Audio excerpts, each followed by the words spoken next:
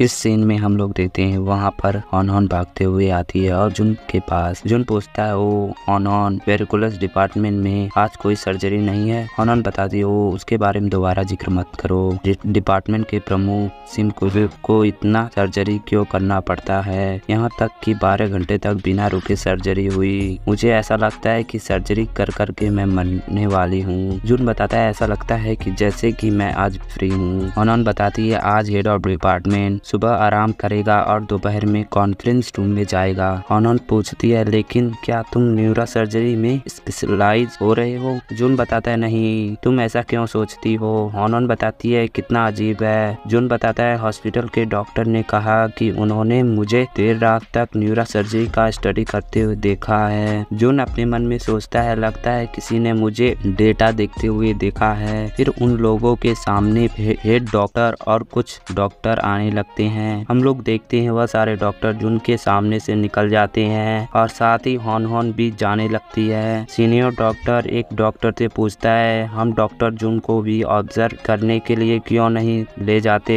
पीछे वाला डॉक्टर कहता है ठीक है। फिर वह जुन को बुलाने लगता है इशारे में। सीनियर डॉक्टर किसी पेशेंट से पूछता है क्या आपकी हालत बेहतर है? पेशेंट के पास बैठ बूढ़ी औरत कहती है मुझे लगता है कि वह काफी बेहतर हो रहे हैं और मुस्कुराते भी हैं और बातें भी करते हैं। सीनियर डॉक्टर बताता है मेरा मानना है कि मरीज की अपनी दृढ़ इच्छा के कारण वह ठीक हो रहा है। सीनियर डॉक्टर पूछता है जब मैंने सीटी स्कैन को देखा तो वह अभी भी फूला हुआ था। मैनिटोल के बारे में क्या? मैं बता दूं, मैनिटोल एक शुगर अल्कोहल जिसका उपयोग ब्रेन में सूजन से राहत देने के लिए किया जाता है। उनमें से कोई डॉक्टर बताता है हम 100 सीसी को 4 खुराकों में विभाजित करके यूज करते हैं। सीनियर डॉक्टर बताता है अच्छा है, बहुत बस इतना करो और मरीज की कंडीशन पर नजर रखो। फिर वह लोग कहते हैं हाँ। फिर वहाँ लेडीज पर्सन कहती है डॉक्टर नए डॉक्टर बहुत फ्रेंडली और स्किल्ड हैं। मेरे पति को भी उन्हें बहुत पसंद करते हैं क्योंकि उन्होंने मेरे पति को ज्यादा परेशानी किए बिना एक यूनरी कैथोपिक लगाया है। सीनियर डॉक्टर पूछता है वास्तव में आप किस डॉक्टर के बारे में बात कर रही हैं? फिर वह जून की तरफ इशारा करते हुए कहती हैं वहाँ एक लंबा डॉक्टर खड़ा है। सीनियर डॉक्टर बताता है ओ तो आप जून के बारे में बात कर रही हैं। सीनियर डॉक्टर पूछता है यह एक मरीज है जिसका अभी अभी सर्जरी हुआ है। तुमने कहा कि जैसे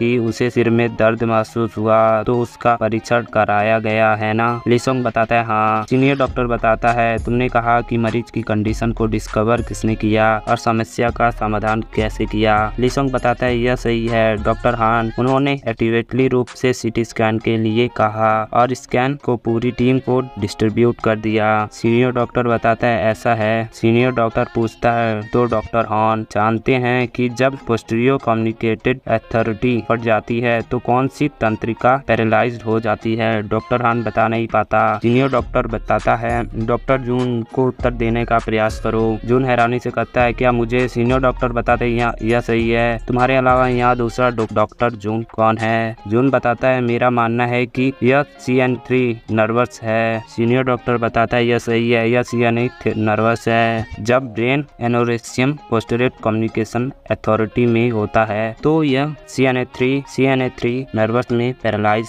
का कारण बनता है। सीनियर डॉक्टर बताता है क्या आप सब जानते हैं कि मैंने डॉक्टर हॉन और डॉक्टर जून दोनों से यह क्यों पूछा? क्योंकि यदि तुम सभी बुनियादी ज्ञान नहीं जानते तो केवल सर दर्द वाले रोगी को देखो, पलकें सिकुड़ती हैं और पुतलियों का फैलाव दिखाई देता है तो यह निष्कर्ष निकलेगा कि पेशेंट को PCA में हेमोराइज हो गया है। सीनियर डॉक्टर बताता है 2 लोगों से सवाल का जवाब मिलने से सब कुछ साफ हो चुका है। वह व्यक्ति कौन है जिसने सिम्टोम की खोज की और तुरंत सूचित किया?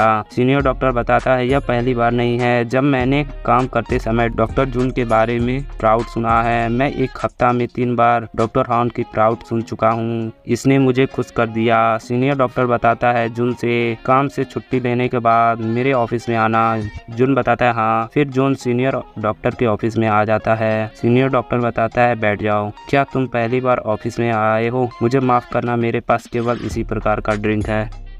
जून बताता है यह ठीक है, धन्यवाद। सीनियर डॉक्टर बताता है डॉक्टर ली हॉन ने यह कहा, यंग मैन क्या आपने न्यूरो सर्जरी डिपार्टमेंट में अप्लाई करने के बारे में सोच रहे हो? हम लोग देखते हैं यह बात सुनकर जून के मुंह से ड्रिंक निकल जाती है। जून अपने मन में सोचता है वह छोटी कुतिया, वह हर किसी के सामने अपना मुंह खोलती रहती है। जून बताता है मुझे नहीं पता कि डॉक्टर ली ने ऐसा क्यों कहा, लेकिन मुझे न्यूरो सर्जरी में स्पेशलाइज होने का कोई इरादा नहीं है। सीनियर डॉक्टर बताते हैं अधिकतर लोग कहेंगे कि उन्हें कोई स्पेशलिटी चुननी है, लेकिन तुम पर्सनली रूप से इसे रिफ्यूज करते हो। जून बताता है मुझे माफ करें। सीनियर डॉक्टर बताता है क्या इसका मतलब यह है कि तुम आना चाहते हो? फिर वहाँ पर एक और डॉक्टर आ जाता है और बताता है कॉन्फ्रेंस में साथ जा रहे हैं मेडिकल डिपार्टमेंट के प्रमुख। जून खुश होते हुए बताता है डॉक्टर हानसुंग। वह डॉक्टर कहता है ओ यह तुम हो, तुम यहाँ क्यों हो? सीनियर डॉक्टर पूछता है क्या तुम दोनों एक दूसरे को जानते हो? फिर वह डॉक्टर बताता है बिल्कुल मैं इसे जानता हूँ, यह वही है जिसने अपनी माँ का बीमारी का पता लगाया था। सीनियर डॉक्टर बताता है इसलिए सीनियर ने पहले डॉक्टर जून की माँ का इलाज किया है। फिर वह डॉक्टर बताता है हाँ इस पर विश्वास करना कठिन है, लेकिन लड़के ने ही अपनी माँ के मैग्नेटिक स्कैन को देकर अपनी माँ की बीमारी का पता लगाया था। सीनियर डॉक्टर बताता है यह कैसे संभव है? फिर वह डॉक्टर बताता है उन्होंने कहा कि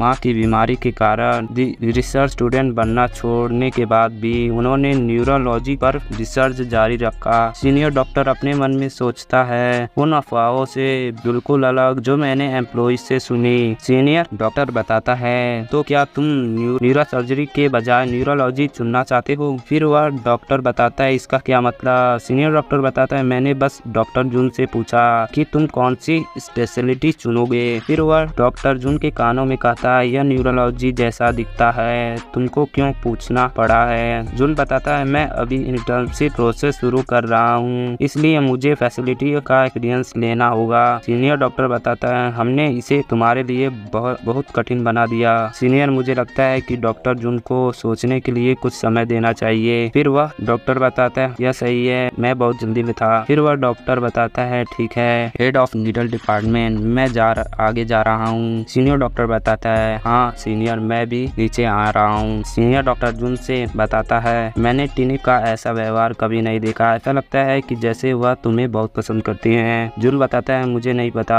कि इस बात का फैसला कैसे करूं। सीनियर डॉक्टर बताता है जैसा कि तुमने कहा कि सभी फैसिलिटी का एक्सपीरियंस लेने के बाद तुम्हारा उत्तर मिलेगा, लेकिन तुमको इसको इग्नोर नहीं करना चाहिए। एक इंटर्न के रूप में अपने पहले दिन तुमने एक पेरिस्टलस रोगी की जान बचाई है ना? जून बताता है ऐसा नहीं है कि मैंने उसे बचाया है। ऐसा कहते हुए जून अपने पास्ट में चला जाता है और सोचता है अपनी माँ को जब वह किसी डॉक्टर से कहती है मैं आपसे विनती करती हूँ कृपया मेरे पति को बचा लीजिए। डॉक्टर बताता है मुझे माफ करें बहुत देर हो गई है। फिर सीन प्रेजेंट में आता है। सीनियर डॉक्टर बताता है न्यूरो सर्जरी डिपार्टमेंट में सबसे इम्पोर्टेंट चीज का समय है। एक ही सर्जरी के साथ सिम्टम्स की शुरुआत से गुजरने वाले समय के आधार पर रिजल्ट पूरी तरह से अलग होगा। जॉन बताता है आपने मुझे वह समय दिया। सीनियर डॉक्टर बताता है तुम ऑपरेटिंग रूम में नहीं गए हो ना? जून बताता है हाँ मैं भाग लेना चाहता हूँ लेकिन एग्जामिनेशन बहुत बिजी है। सीनियर डॉक्टर बताता है ठीक है कल तुम आ जाना, मैं डॉक्टर ली हॉन को बता दूंगा। ईमानदारी से कहूँ तो सर्जरी के बारे में डॉक्टर से बात करना होगा। सीनियर डॉक्टर बताता है न्यूरो सर्जरी विभाग के डॉक्टर न्यूरो सर्जरी विभाग से बेहतर हैं, निसंदेह यह बात डॉक्टर लीन को मत बताना।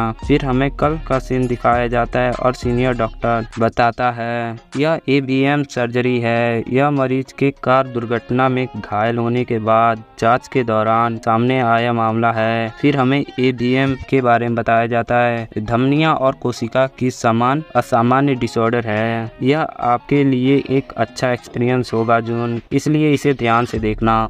फिर हम जून को देखते हैं जो कि ड्रेसिंग रूम में आया होता है और अपने मन में सोचता है जब मैं स्टूडेंट था तो मैं कई बार ऑपरेटिंग रूम में गया था, लेकिन डॉक्टर बनने के बाद यह पहली बार है। जून बताता है मैं चिंतित हूँ लेकिन यह एक बेनिफिशियल प्रकार का चिंता है। फिर वहाँ पर लीसोंग आ जाता है और बताता है तुम वास्तव में अच्छा इलाज कर रहे हो, तुमने केवल एक ही बार में अच्छा किया और हेड ऑफ डिपार्टमेंट ने तुमको सर्जरी का निरीक्षण करने के लिए अलाउ कर दिया। जून बताता है मैं तुम्हारे साथ नहीं रहना चाहता हूँ। ली सॉन्ग बताता है क्या बकवास, एक इंटर्न को मुझसे ऐसा कहने की हिम्मत कैसे हुई। जून बताता है तो मुझे तुमसे तुम्हारे साथ होनोरोसिस लैंग्वेज का यूज करना चाहिए। होनोरोसिस लैंग्वेज बोले तो गाली। ली सॉन्ग बताता है यह सच है कि इसका कोई इलाज नहीं है। यह इंटर्न का वह पक्ष है जिसे हर कोई देखना चाहता है। वे तुम्हारी असलियत जानते हैं। जून बताता है तुमको ऐसा प्रेयर क्यों करना पड़ता है, कॉलेज में हमारा कोई झगड़ा भी तो नहीं था। ली सॉन्ग बताता है एक इंटर्न क्या जानता है और ऑपरेटिंग रूम में गलती मत करना।